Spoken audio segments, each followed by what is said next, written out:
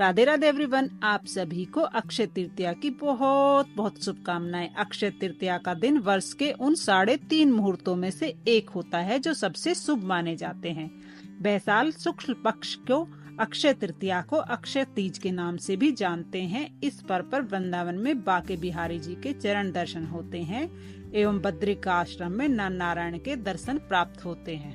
आज की वीडियो में मैं आपको अक्षय तृतीया की बहुत ही सरल पूजा विधि बताऊंगी। तो सबसे पहले हम उस जगह को साफ सुथरा कर उस पर एक चौकी या पटरा बिछा लेंगे। उस पटरे पर हम लाल या पीला वस्त्र बिछा लेंगे। उसके बाद भगवान विष्णु या माता लक्ष्मी की जो भी फोटो मूर्ति स्वरूप आपके पास हो वो आप विराजित कर ले। उसके बाद थोड़े से फूलों या अक्षत का आसन देकर हम भगवान गणेश जी की जो भी फोटो मूर्ति आपके पास हो उन्हें विराजित कर ले। नहीं तो आप सुपारी रूप में भी उन्हें विराजित कर सकते हैं।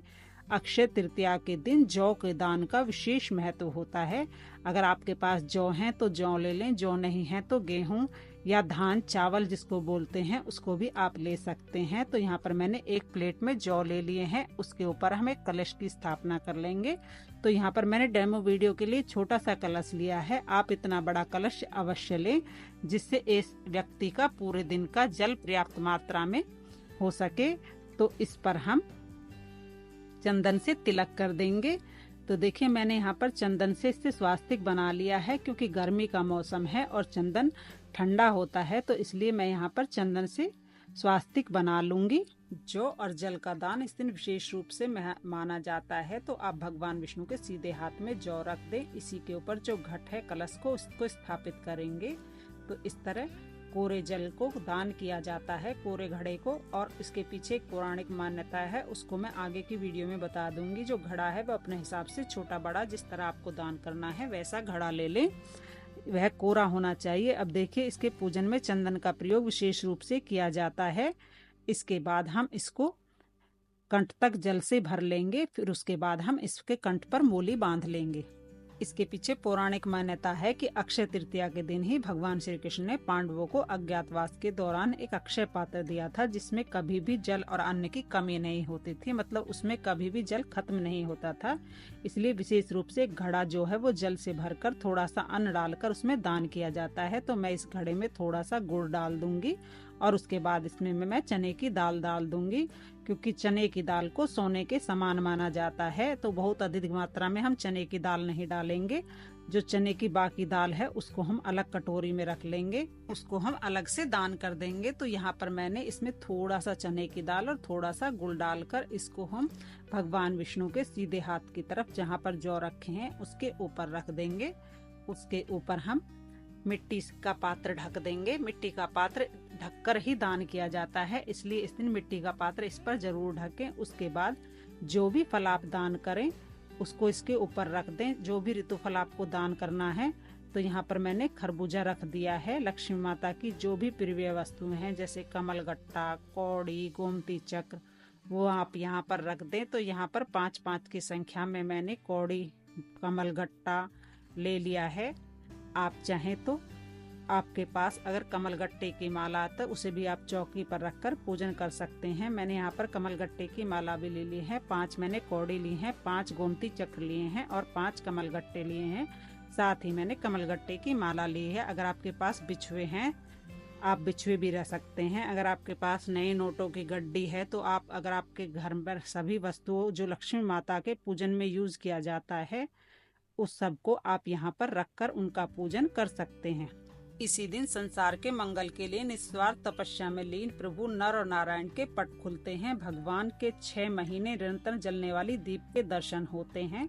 भगवान के दर्शन उनकी कल्याणमय भावना का स्मरण करने से सांसारिक दुख, दारिद्र्य, विपत्ति का कष्ट भी सुख में परिवर्तित हो जाता है।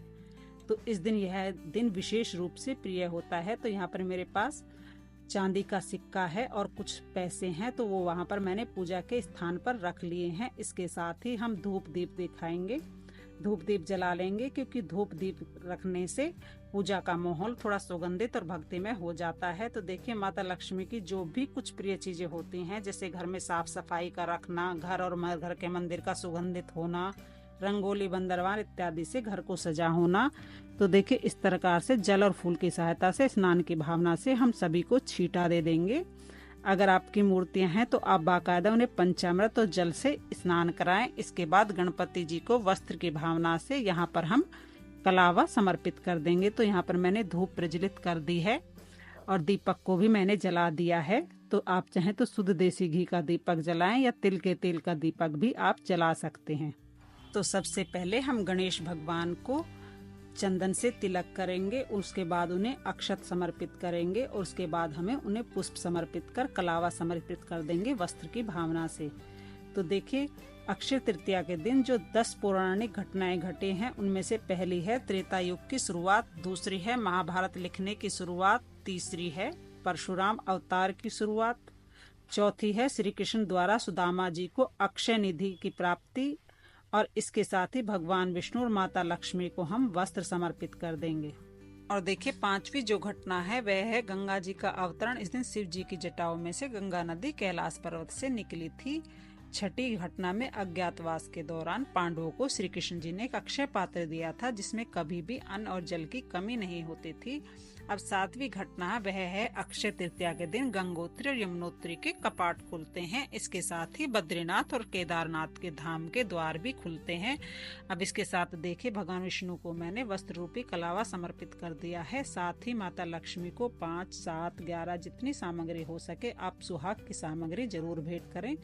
साथ ही माता आप दक्षिणा जरूर समर्पित करें क्योंकि दक्षिणा पूजा में रही कमियों को पूरा करती है। इसके साथ ही आप जो भी फूल आपको मिल जाए वो माता रानी को समर्पित करें। साथ ही आप ऋतुफल जो भी मिल जाए, क्योंकि इन दिनों खीरा, तरबूज, खरबूज, ककड़ी, आम जो उपलब्ध हो आप उनको भोग में समर्पित करें। आप चाहें तो यहाँ पर माता लक्ष्मी के लिए चावल और दूध से बनी खीर का भोग भी अर्पित कर सकते हैं।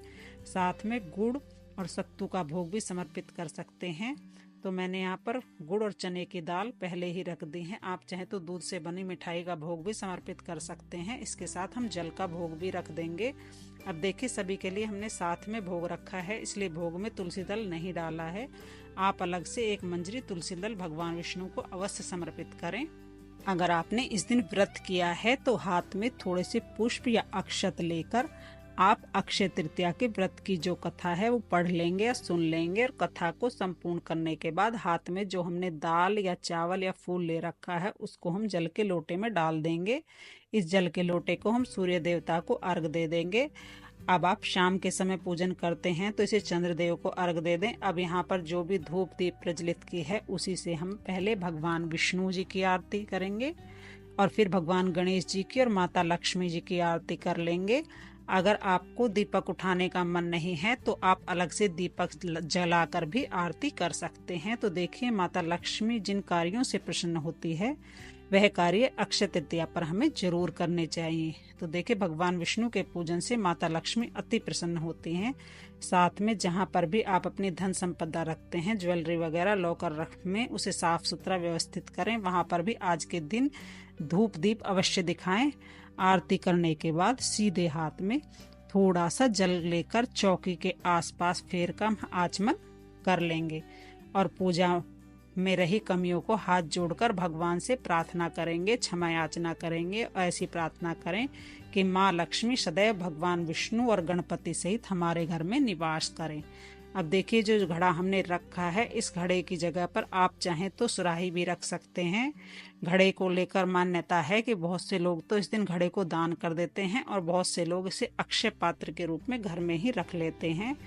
तो आपने जिस विचार से भी इस घड़े को रखा हो वैसा आप करें।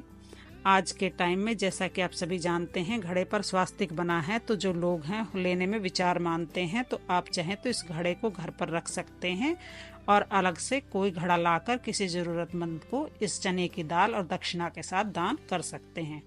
घड़े के ऊपर जो हमने फल रखा है उसे भी दान करना होता है और जो अलग से हमने फल और प्रसाद रखे हैं, अगर आपने दान के विचार से इन्हें रखा है तो दान करें। अगर भोग प्रसाद के विचार से रखा है तो घर के सभी सदस्य इसे भोग प्रसाद के रूप में ग्रहण कर सकते हैं। और ये जो माता लक्ष्मी को मैं श्रृंगार सामग्री अर्पित की है इसे देखिए, आप थोड़ा सा दान करिए, थोड़ा सा स्वयं प्रसाद के रूप में रखिए। और देखिए, अक्षय तृतीया के दिन हमें अधिक से अधिक दान करना चाहिए क्योंकि हम जो दान करते हैं उसका पुण्य फल हमेशा हमें अक्षय रहता है, प्राप्त होता है, कभी भी वह समाप्त नहीं होता है। आप चाहें तो इस दिन हलवे का भोग भी माता को लगा सकते हैं।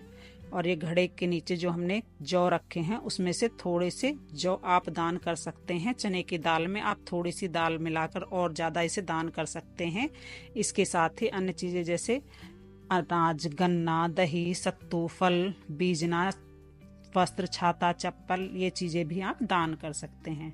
अनाज में आप चने की दाल और जौ जो स्वर्ण के समान माने गए हैं, इनका दान अवश्य करें। उम्मीद करती हूँ वीडियो आप सभी को पसंद आई होगी। वीडियो की जानकारी अगर आपको अच्छी लगे तो वीडियो को लाइक कर देना और मेरे चैनल को सब्सक्राइब कर लेना। इस तरह की वीडियो देखने के लिए चैनल को जरूर से सब्सक्राइब कर लेना। आप सभी से एक नए वीडियो में मिलती हूँ, तब तक के लिए जय श्री कृष्णा, राधे राधे।